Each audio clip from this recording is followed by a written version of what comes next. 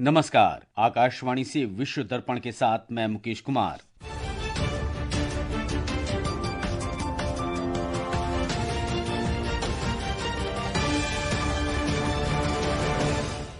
यूरोपीय संघ और दक्षिण अमरीकी व्यापारिक समूह मर्कोसुर ने मुक्त व्यापार समझौते पर हस्ताक्षर किए। अमेरिका के राष्ट्रपति डोनाल्ड ट्रंप ने ग्रीनलैंड पर अमेरिका के दावे का विरोध करने वाले 8 यूरोपीय देशों पर 10% आयात शुल्क लगाया। नासा ने 50 से अधिक वर्षों में पहली मानवयुक्त उड़ान के लिए नए चंद्रमा रॉकेट को लॉन्च पैड तक पहुंचाया और भारत और न्यूजीलैंड के बीच तीसरा और अंतिम एकदिवसीय क्रिकेट मैच आज इंदौर में। यूरोपीय संघ और दक्षिण अमरीकी व्यापार समूह मर्कोसुर ने बहुप्रतीक्षित मुक्त व्यापार समझौते पर हस्ताक्षर किए हैं। पैराग्वे की राजधानी असुनसियोन में हुए इस समझौते से दुनिया के सबसे बड़े व्यापार क्षेत्र में से एक का गठन होगा। इस समझौते के अंतर्गत यूरोपीय संघ और मर्कोसुर देशों अर्जेंटीना, ब्राजील, पैराग्वे और उरुग्वे के बीच 90% से अधिक शुल्क में कटौती की जाएगी। हालांकि कुछ कटौतियां 10 से 15 वर्ष में चरणबद्ध तरीके से लागू की जाएंगी। यूरोपीय आयोग के अध्यक्ष उर्सुला फॉन डर लायन ने इसे भू राजनीतिक सफलता बताया है। उन्होंने कहा कि इससे दोनों क्षेत्रों के बीच निर्यात, विकास और रोजगार को बढ़ावा मिलेगा। ये समझौता यूरोपीय संघ के सभी 27 सदस्य देशों पर लागू होगा। हालांकि ऑस्ट्रिया, फ्रांस, हंगरी, आयरलैंड और पोलैंड ने इसका विरोध किया है। अब इस समझौते को यूरोपीय संसद से मंजूरी मिलेगी और मर्कोसुर देशों से अनुमोदित कराने की आवश्यकता है।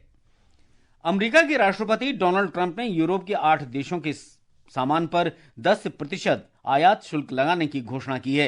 ये कदम इन देशों के ग्रीनलैंड पर अमेरिका के दावे के विरोध के मद्देनजर उठाया गया है। एक रिपोर्ट।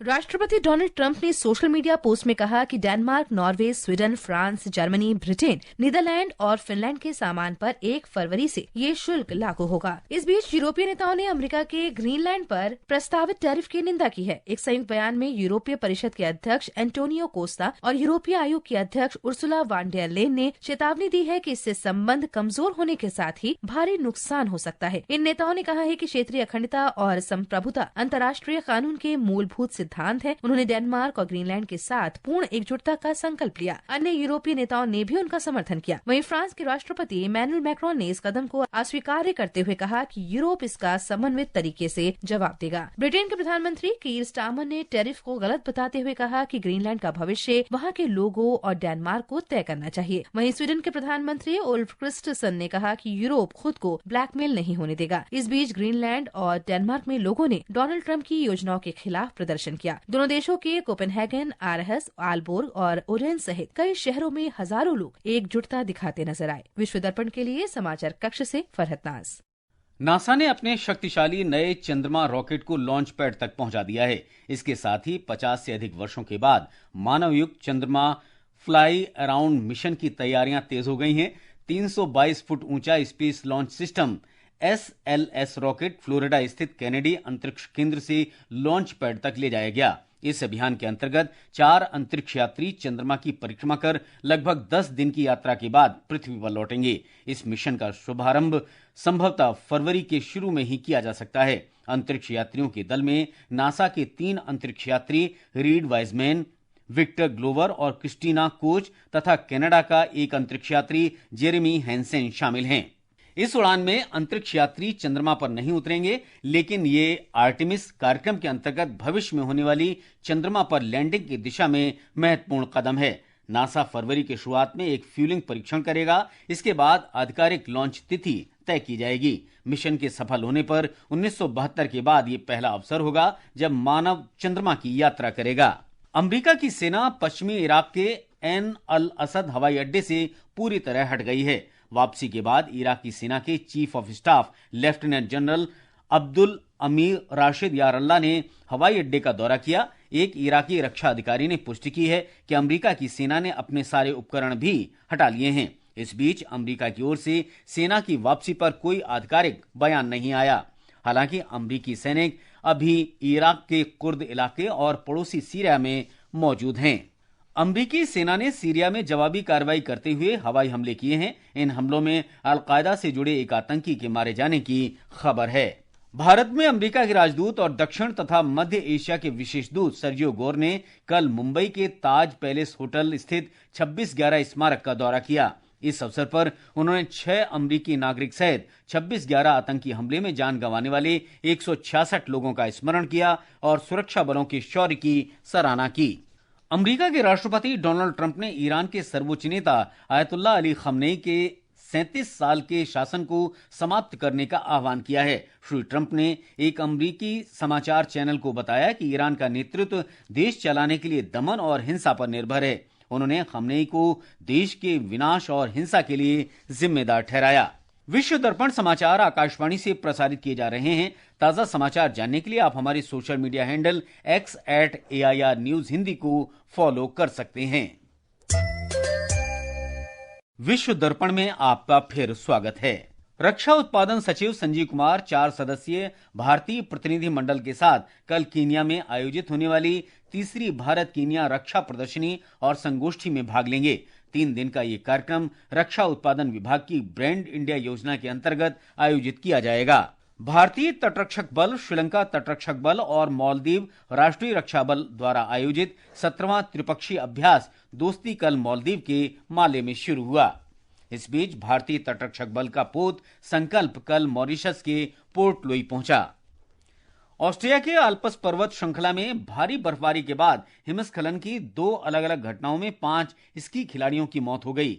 बचाव अधिकारियों ने बताया कि कल सोल्सबर्ग के पास पोंगा क्षेत्र में 7 स्कीयर्स के एक समूह पर बर्फ की चट्टान गिर गई, जिसमें 4 की मौत हो गई और 1 गंभीर रूप से घायल हो गया। सर्बिया के नोवी सैड में हजारों लोगों ने राष्ट्रपति अलेक्जेंडर वुसिक के खिलाफ विरोध प्रदर्शन करते हुए रैली निकाली। प्रदर्शनकारी सरकार पर व्यापक भ्रष्टाचार का आरोप लगा रहे थे, जिसके कारण नवंबर 2024 में रेलवे स्टेशन ढहने से 16 लोगों की मृत्यु हो गई। वहीं राष्ट्रपति वुसिक ने शीघ्र चुनाव कराने को खारिज कर दिया है और विद्यार्थियों पर पश्चिमी देशों के आदेशों का पालन करने का आरोप लगाया है।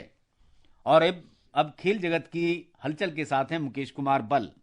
क्रिकेट में मेजबान भारत आज इंदौर के होलकर स्टेडियम में न्यूजीलैंड के साथ श्रृंखला का तीसरा और अंतिम एक दिवसीय मैच खेलेगा। मैच दोपहर 1:30 बजे शुरू होगा। श्रृंखला फिलहाल 1-1 से बराबरी पर है। और महिला प्रीमियर लीग क्रिकेट WPL में कल रॉयल चैलेंजर्स बेंगलुरु ने दिल्ली कैपिटल्स को 8 विकेट से हराया। इससे पहले एक अन्य मैच में यूपी वॉरियर्स ने मुंबई इंडियंस को 22 रनों से मात दी। WPL का दूसरा चरण कल से गुजरात के वडोदरा में BCA स्टेडियम में शुरू होगा। इस चरण के पहले मुकाबले में गुजरात जायंट्स का सामना रॉयल चैलेंजर्स बेंगलुरु से होगा। मैच शाम 7:30 बजे से खेला जाएगा। इसके अलावा BCCI ने फरवरी और मार्च में ऑस्ट्रेलिया दौरे के लिए भारतीय महिला टीम की घोषणा कर दी है। बल्लेबाज भारतीय फुलमाली को T20 अंतर्राष्ट्रीय मैच में पहली बार शामिल किया गया है। हरमनप्रीत कौर T20 और एक दिवसीय दोनों श्रृंखलाओं में भारत की कप्तानी करेंगी, जबकि स्मृति मंधाना को उप कप्तान बनाया गया है। भारतीय टीम इस दौरे पर 3 T20 और 3 एक दिवसीय मैच खेलेगी। T20 अंतर्राष्ट्रीय श्रृंखला की शुरुआत 15 फरवरी को सिडनी क्रिकेट ग्राउंड से होगी। इसके बाद 19 फरवरी को कैनबरा के मानुका ओवल और 21 फरवरी को एडिलेड ओवल में मैच खेले जाएंगे। एक दिवसीय श्रृंखला की शुरुआत 24 फरवरी को ब्रिस्बेन के AB फील्ड से होगी। दूसरा और तीसरा एक दिवसीय मैच 27 फरवरी और 1 मार्च को होबार्ट के बेलेरिव ओवल में खेला जाएगा। और इंडिया ओपन बैडमिंटन टूर्नामेंट में इंडोनेशिया के जोनाथन क्रिस्टी ने कल नई दिल्ली में सिंगापुर के लोह किन यू को हराकर पुरुष सिंगल्स के फाइनल में जगह बना ली है।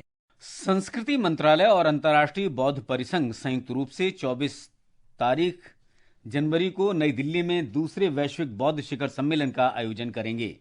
और अंत में मुख्य समाचार एक बार फिर। यूरोपीय संघ और दक्षिण अमेरिकी व्यापारिक समूह मर्कोसुर ने महत्वपूर्ण मुक्त व्यापार समझौते पर हस्ताक्षर किए। अमेरिका के राष्ट्रपति डोनाल्ड ट्रंप ने ग्रीनलैंड पर अमेरिका के दावे का विरोध करने वाले 8 यूरोपीय देशों पर 10% आयात शुल्क लगाया।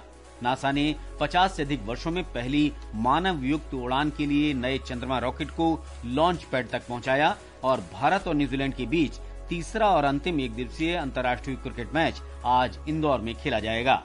इसके साथ ही विश्व दर्पण का ये अंक समाप्त हुआ। नमस्कार।